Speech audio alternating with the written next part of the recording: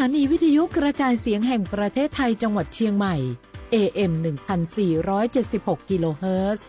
สถานีวิทยุภาคภาษาชาติพันธุ์แห่งเดียวในประเทศไทยที่มีความทันสมัยเชื่อถือได้สร้างอัตลักษณ์กลุ่มชาติพันธุ์สู่สากล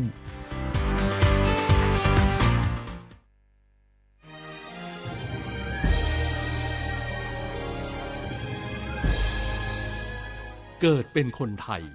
เติบโตบนผืนแผ่นดินไทยจงภูมิใจในความเป็นไทย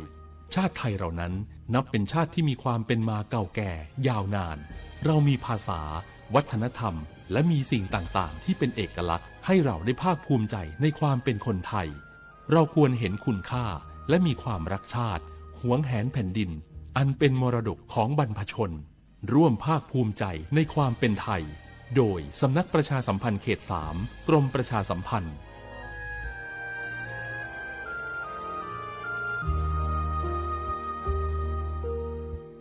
เจ็บป่วยฉุกเฉินวิกฤตอันตรายถึงชีวิต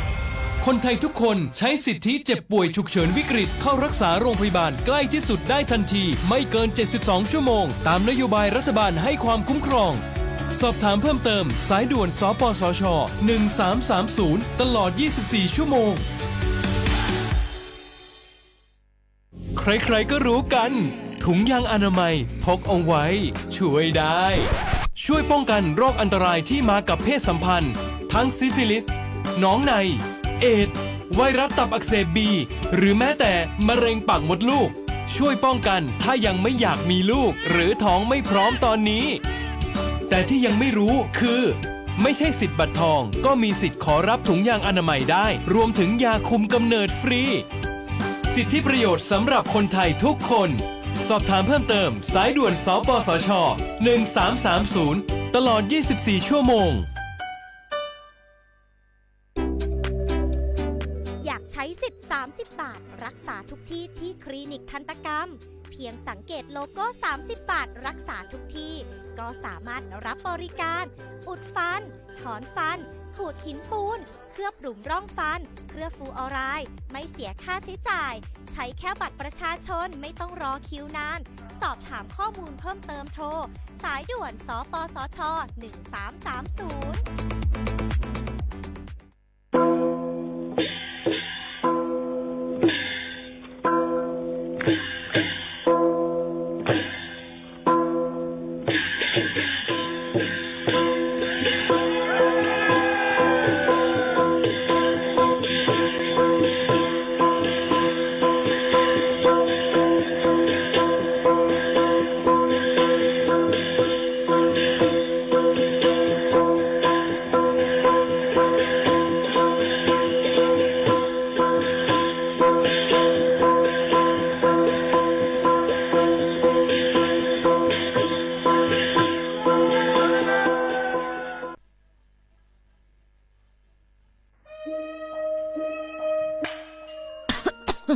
จงว่นเมียนห้าจันล้มถวยเจอเซียนเซิงมันหายกว่าแล้ว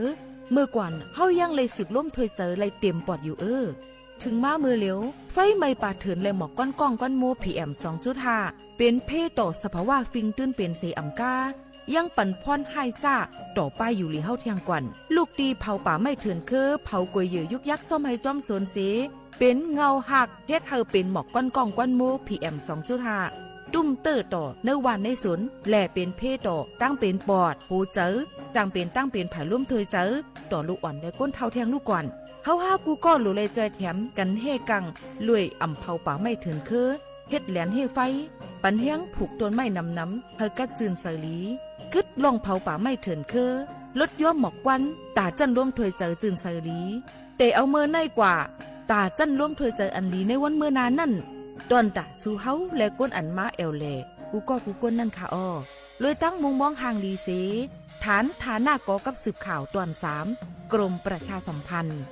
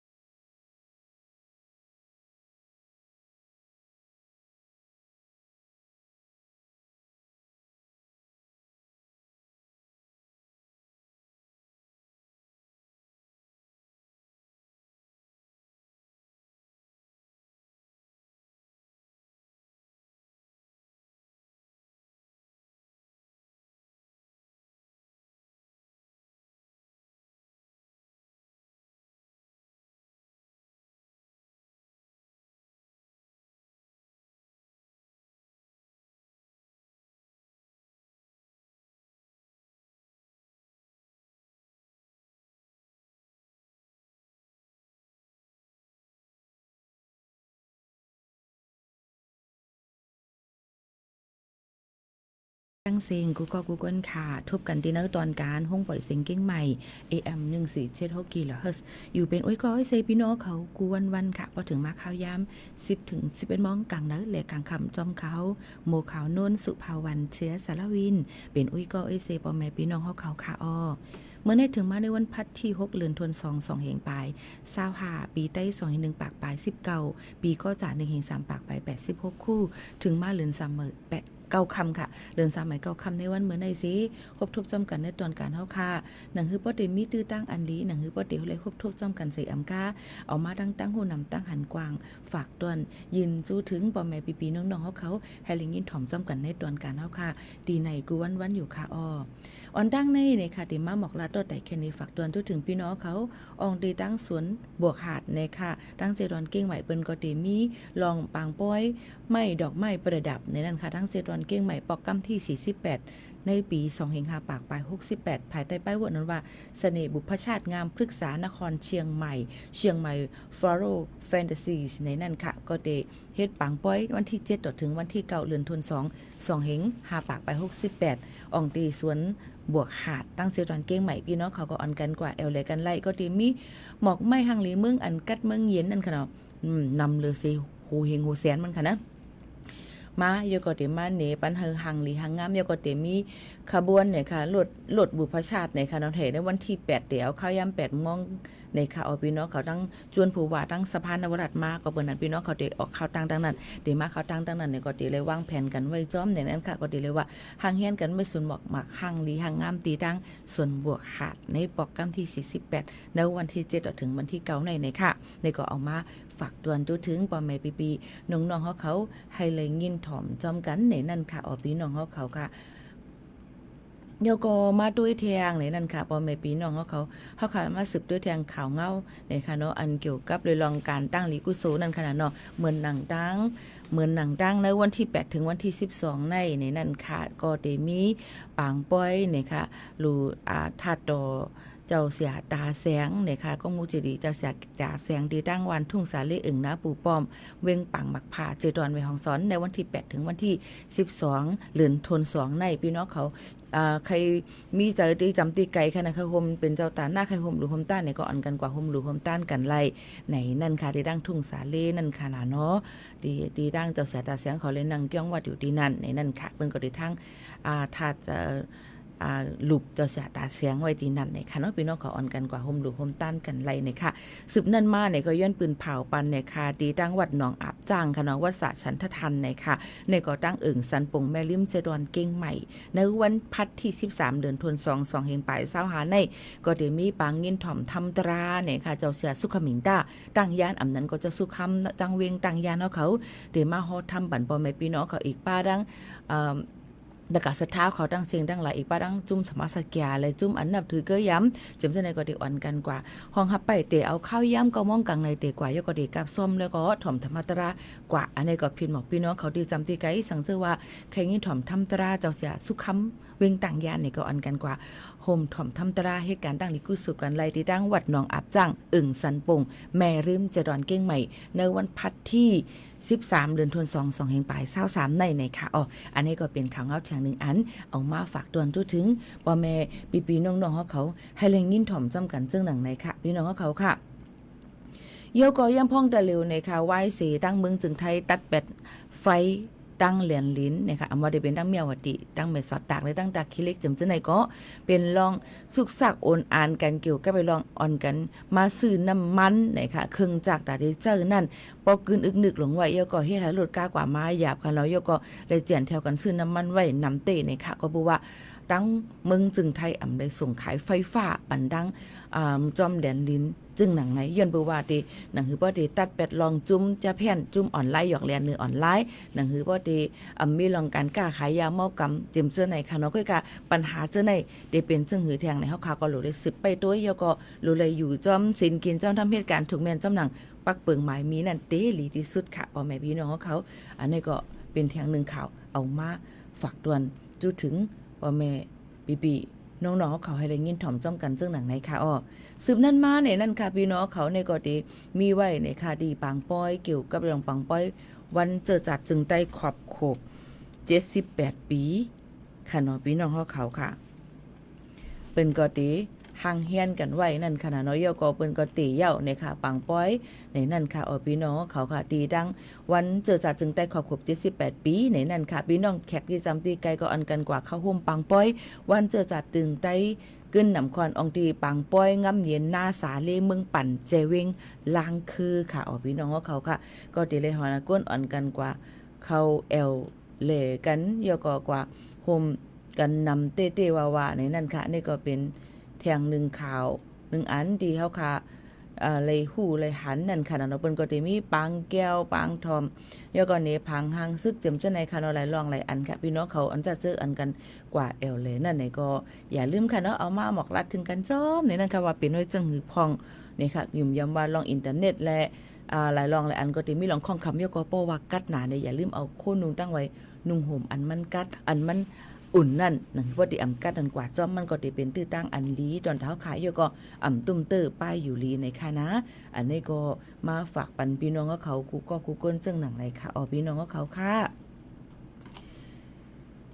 แข่งอันนึงนะคะพี่น้องเขาค่ะย่ำพองแต่ละบนปันเผากูลองค่ะเนาะยันประวัติดังเจดอนเก้งใหม่เต็มมีหมอกก้อนกองก้อนโมPM 2.5นำหนาเยอะก็เดี๋ยวจังเป็นพี่ตุ้มเตอร์ต่อไปอยู่ลีภายร่วมถวยใส่เขาค่ะยันเปิ้นนั่นแหละวันที่1เดือน1ปนมาต่อถึงวันที่15เดือนธันวาคม2เฮง5ปากปลาย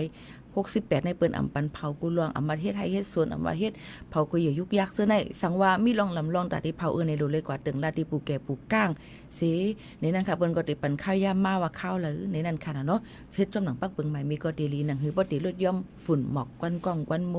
ค่ะเที่ยงอันนึงค่ะพี่น้องเที่ยงกันยันเมืองอันดูมาตั้งเมืองโฮมตุเมียนมาเมืองลาวเมืองกัมพูเดียมาดังสีจึงเมืองและตั้งเวียดนามนั่นจะเจออันวัดไว้เต็มหมดอายุวันที่13เดือนธันวาคม2เฮงปลาย25นั่นให้อ่อนกันกว่าต่อวัดไว้กันให้ยาวตัวในวันที่13เดือนธันวาคม2เฮงปลาย25หนังหือบ่ดีหลุดห้ามหนังหือบ่ดีซุ่มส่วนในส่วนเป็นพี่น้องเขาและอยู่เซาทางตั้งเมืองจึงไทยเลยง่ายลมเจอย้อนเปื่อว่าย่ำพองแต่เหลียวตั้งเมืองจึงไทยได้หลายๆตีเปิ้นก็อันกันกวาดล่างผิวมวยเป็ดลองก้นเฮ็ดพิษปักเปิงไม้มีและเขาเมืองถึงแม่นจำหนังปักเปิงไม้มีจึมเจ้าในค่ะนะก็ย้อนฝากไว้ปันพ่อแม่บีน้องๆเฮาเขากูก็กูก้นหนังหือบ่ดีถูกแม่น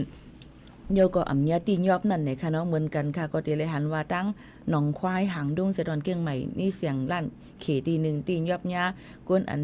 เหตุการณ์มีไว้ขวางเหตุการณ์เจิงหนังในค่ะเนาะพี่น้องเขาค่ะนี่ก็หยาบคานเจอเต้ๆในนั่นค่ะเนาะนี่ก็มาฝากฟังไว้ปันพี่น้องเขากูก็กูก้นเฮาอยู่ถูกแม่นแล้วก็เฮ็ดจ้อมวัดไว้ถูกแม่นจ้อมหนังปักเปิงกันจ้อมเนี่ยค่ะนี่ก็เอามาฝากตอนถึงพี่น้องเขาเจิงหนังในค่ะซึกมินถ่อมด้วยทางเพียงกว้านไม่ตั้งหูนำตั้งหันกวางอันทางเฮียนฝากตอนถึงพี่น้องเขาค่ะนะตอนดาวันมื้อในเขาค่ะมีปังกุมโหเลินในเสแลอีหมู่เขานั่นติเปิดไว้ปันตั้งหูนำตั้งหันกวางแหละยินถ่อมด้วยเพียงกว้านมันหูถูกเจอซีเขาค่ะขึ้นมาครบทุกจำกันเที่ยงค่ะนะอย่าลืมค่ะกูวันข่าวยาม10 ถึง 11 โมงกลางในรายการคำจ้อมขาวหมู่ขาวนู้นดีห้องปล่อยสิง AM 147กิโลเฮิรตซ์ค่ะตอนดาในวันมื้อในขอบใจกูก็กูก้นเลยฝากไว้ปันเพียงกว้านมันหูถูกเจอให้ลิงินถ่อมจ้อมกันในตอนการเนาะค่ะวันมื้อในจ้อมกันค่ะเนาะขอบใจดังเซิงค่ะนะเหมือนสุงค่ะ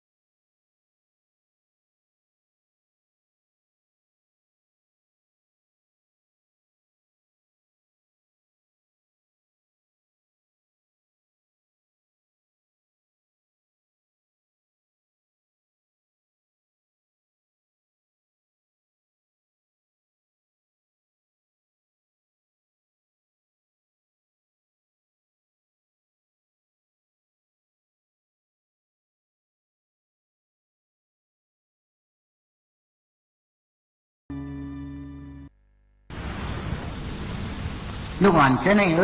สูตีใหญ่มาเป็นปอก้นแม่ก้นมันหนังก้นหลวงเขาเจ้าเสื่อนเฮาหันกันอยู่วันเมื่อไหนอยู่ถูกเรียนนี่ลองตั้งหู้ตั้งหันจะมาเฮาเรียกไหนเอาอย่าไปอ้างอันพูดเอาเขานำคำเงินโคเลี้ยงอันปู่เฮานายเฮาก็เฮามีเฮาหาไว้ปันเจ้านั่นหลายๆก้อยเงินคำเสียงยรนามาวูก้อยเหลอสอง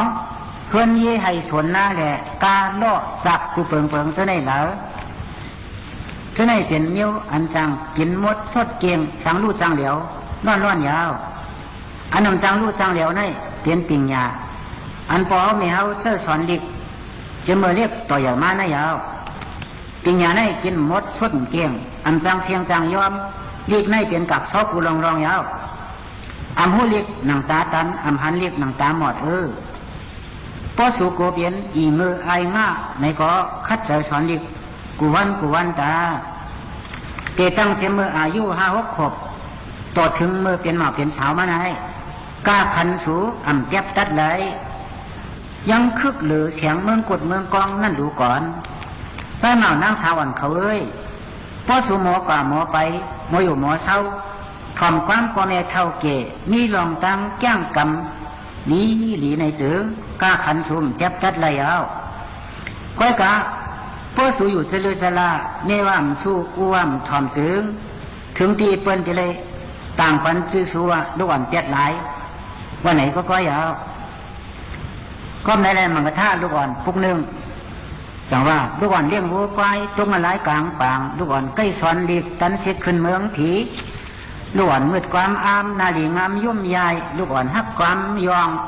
สั่งหู้ลองเปิงหลีลูกอ่อนพ่อใกล้พ่อเติมช่อจังดูลูกอ่อนพอใกล้แหมอ่ำนักแหลมจังมือลูกอ่อนพอใกล้หลาจังอากาศใจจามลูกอ่อนพอใกล้มังอ่ำหู้สังจังยองลูกอ่อนพอใกล้เจ้าอ่ำเปิ้ลเมียเหตุการณ์ลูกอ่อนพอใกล้สั่งจังมีปักเปิงลูกอ่อนพอใกล้หยอกจังผอกว่าความแข็งลูกอ่อนพอใกล้ฮึดจังงานกึดเงืองง่าลูกอ่อนพอใกล้ป้องจังช่องปลายยานเฮินลูกอ่อนพอใกล้เถียงซบเสียงเรื่องจังหลาลูกอ่อนในลูกอ่อนพอใกล้สอนอ่อนเฮ็ดสังเจอไงลูกอ่อนในเจอเมาเจอเขาเหมือนหนังนวลหมูล่ากำมือโกนพัดปืนนวลสอมอ่อยพอย่อมเหอมันลำผู้ตักลำหนังมีพอย่อมเหอมันของผู้ตักของสองห้องพอเปียดเหอเขาชาผู้ตีชาโสโหจังว่ากำสันตะเธอโลหาย่อมหังเผอหังมันตะปอไตเมตไตอ่อนเขามันก็ท่าลูกอ่อนกุกสองลูกอ่อนสอนอีกได้วันง่ายนงโคมมาลูกอ่อนเลี้ยงกลางปางเศร้าน้ำหลังตั้งตัวลูกอ่อนเลี้ยงไกววูคูยกเก่ามอนฮอนลูกอ่อนเถียงกอเมเวียมรถตั้งขีลูกอ่อนตอบก้นหลวงอ่ำต้นหงเทเผาลูกอ่อนลัดความแข็งได้ขี้เหนียงเมื่อนาลูกอ่อนไปจมสอนผีดังอ่อนนักเสื่อมลูกอ่อนอ่ำหมอไว้พันลาปล่อยใหญ่มาแข็งเงือลูกอ่อนขั้นทุกนาโยกากระดักน้ำลูกอ่อนขั้นอาบน้ำเปิ้นสมวาเมียนเหอเมียนไข่ลูกอ่อนเลียนก้นเท่าจังอึบเข้าตายพันลูกอ่อนจังก้นหลงเพิ่มสงเคยมืดลูกอ่อนลาก้นเท่าตายเข้าเมืองอันลายลูกอ่อนใกล้พิษกันเผอหันอ่ำถูกเลือดลูกอ่อนปัวจังลักเปิ้นฮับจังเมืองลูกอ่อนขั้นเห็นลายไว้มาคึดเปิ้นลูกอ่อนขั้นเหตุการณ์ไว้มาผ่านต่อโจจังว่าเฮาโกยำเสียจังอยู่ชาปานกวนเฮาใกล้อาบน้ำแลวีโหตัวเฮาจังเข้มเกมล้วนสุกหน้ากูเนหน้าเฮาเฉอปังตื่นเขี้ยวปอดอย่าเฮาเมียนกูเฮาเปลี่ยนเขี้ยวมังพอเฮาขั้นสีปอดเมียงเดฮอดกินแกนเขี้ยวขึ้นให้ตั้งขึ้นไว้เลื่อนแจมปอเก่ากินข้าวก็หวานเหตุการณ์ก็ไรตัวเฮาก็ยอมกว่าชบเมียนหน้าจุนอยู่ก็ดีเจอพลันก็ดีหังเอียดเสียดเจ็ดเดียวล้วนไตเขานางยังสาวเขาในก็หลวงหมอเป้าอินตรีชบเฮาตัวเฮาเต้วาวานั่งเรือกาขันตัวเฮาพอดีคืนนั้นเฮาหลวงหมอลัดความเย็นแง่หลวงหมอนับยำปอเมเท่าเกหลวงหมอรู้ทิ้งซื้อคือหลวงหมอถูกเมียนกันหลวงหมอจ้างกรรม ตูเสือเฮาหลีหลีงามงามเป้าหลัดความอากาคราเกเดคือเดทำอันนั้นในก็เฮ็ดสมรนมือคันเป้าหลัดความมาไหนก็ปาตีนปามือยักมิดป้อต่อยโคผอยย่มเยอะจูงไงพร้อมเธอหุ่นเห่อเฮ็ดนั้นจึงกาขันนั่งยิงอ่อนเขาตัวกว่ากำเหนียวยาวไปไหนแล้วความเมื่อก่อนจังว่าพอเฮ็ดหลีผีจอยมากพอเฮ็ดซ่าผีขายขันว่าจังไหนแล้วถูกหลีเฮ็ดซ้อมห่างยางซ้อมโตโขซ้อมอิงทะเลกาอีและกานำมันมาในก่อมีกรรมสาริกาโตเฮาซบเฮาเฮ็ดเอาห่างขางมันนั่นยาวเงินดีแลเงินเกียกคำดีแลคำเกียกเสียงดีแลเสียงเกียกก้นดีแลก้นเกียกอันว่าในโลกาเนี่ยมีไว้กูเปิงอยู่เมื่อกลางเงินเกียกคำเกียกเสียงเกียกเท่านั้นนี่เฮาเปลี่ยนเงินดีคำดีเสียงดีมาอำไรนาลายาวก้นเกียกอันว่าในนี่เฮาเปลี่ยนก้นดีมาไรอยู่เมื่อที่เหลือเมื่อที่มาโหใจเฮา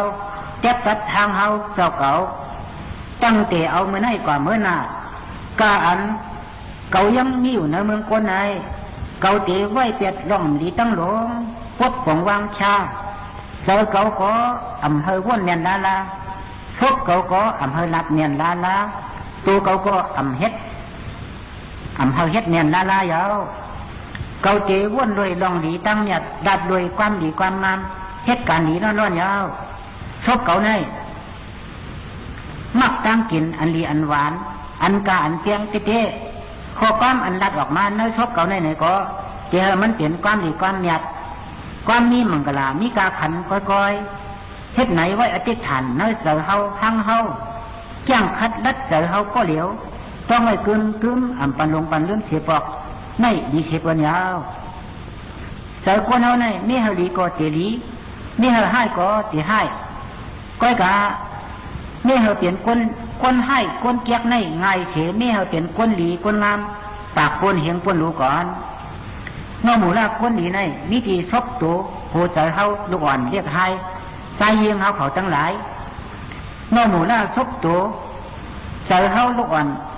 ทั้งหลายในถ้ามิธีอุเมอ่อนเฮ็ดอ่อนปองอ่อนนัดอ่อนกำอ่อนแก้งมานั่นเฮาเพื่อในแดนลูกอ่อนเฮาทั้งหลายในเตะสืบเตียนปอก้นเมก้นกว่าหางขอหางมันอยู่เฮาหลูกเพิกไว้เจอหลีดัดก้ามหลีแจ้งกรรมอันหลีเชื่อมือเรียกมืออ่อนในเฮาพอยามไว้เดือนลายไว้ในมาเฮาจังตีเป็นก้นไอ้แจ้งตั้งยามอันดีอันงามชบความอ่อนหลีตัวเจอเย็นแง่หลีพร้อมเพิกไว้เชื่อมือยังเรียกยังอ่อนอำหอนต้อนเปลี่ยนก้นเย็นเง่ใหญ่มาอย่าแค่นตีเรื่องเชิงฮัดจำความแข็งตาเหลียงฮึดท่าจ้าหลากินป้องช่องปิดถิบมอป้อหวานเฮ็ดไหนอันไหนเปิดห้องว่าก้นทานเตาตกเตี่ยมเจ๊ว่าวายาวเมื่อไรก็เตียนนาเฮือนยุงอ่องยองขี้มองหยาบผืดคันเตยตาเฉดอำคืดกับคืดปานนาลายาวนังหือเตียนนาเฮือนชายกว่าเมื่อหน้าปลายเลื่อนนั้นตุ้นเฮาโหลอลางเฮาโหลมิดีอ่อนหายใจยิงกูก็โหลพลึกไว้เมื่อไหนกำเหลวอย่าไปเฮาตกเรือนนาลาถ้าหาหลวมีทางผู้หลวหมอเยื่นกันขันทีต่อพ่อแม่พี่น้องเฮาทั้งหลายถ้ามาพ่อแม่พี่น้องป้องท่าว่าห้างเฮาไหนก็เฮาอย่าไปเอาเปลี่ยนโตท่าอย่าไว้เจอหมาหน้าปริขับขึ้นมาต่อกันดีๆไว้เจอมนเกี่ยวนัดยุ่มขูดสู้กันพอยัดไหนถึงทัดเมตตาจังกว่ามือสุกเปียดเจอเช่าเจอล้ำกันสิแลหมอหักหอมคว่ำเสียงเตี้ยงปากกันมายาวไว้สติลีเนื้อเฮือนเฮายินหลังนั้นอันว่าเก่านัดต่อมาเมื่อนัดต่อเก่าเอาเป็นปฏิฆาตลงต่อกันปานพิษกันอยู่ติดในอย่าไปเฮาเปลี่ยนนาลาอย่าไปเฮามีนาลาไม่เป็นปนพรพ่อแม่ก้อยเหมากาป้าทั้งลูกหลานอ่อนให้ใจยิงเฮาเขากูก็กูกวนเฮาหรือเช่นไรเฮาหลงหมอพร้อมกันการนับช่วยกันหับการหยาบช่วยกันเฮ็ดร่วมกันกินจังหวานร่วมกันหามจังเมานั่นเจริญว่าเกาข้านก้มเขาเฮ็ดเท่านั้นอย่าไปเลี้ยงไว้เนื้อมาหัวใจเฮา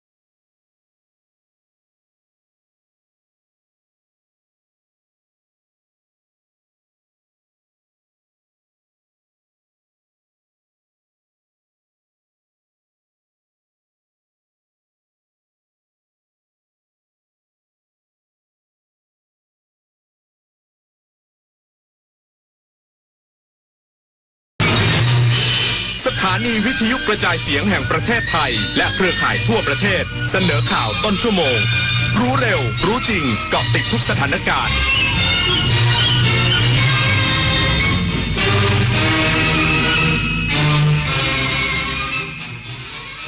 รับฟังข่าวต้นชั่วโมง 11 นาฬิกากับอานนท์ นันตาสุคนครับนายกรัฐมนตรีเข้าพบประธานสภาประชาชนแห่งชาติสาธารณรัฐประชาชนจีนเน้นย้ำการส่งเสริมความร่วมมือระหว่างกันในทุกระดับอีกสักครู่กลับมาติดตามรายละเอียดครับถนนดนตรีไลฟ์เดือนกุมภาพันธ์การกลับมาของเสียงเพลงความหวังความรักกำลังใจ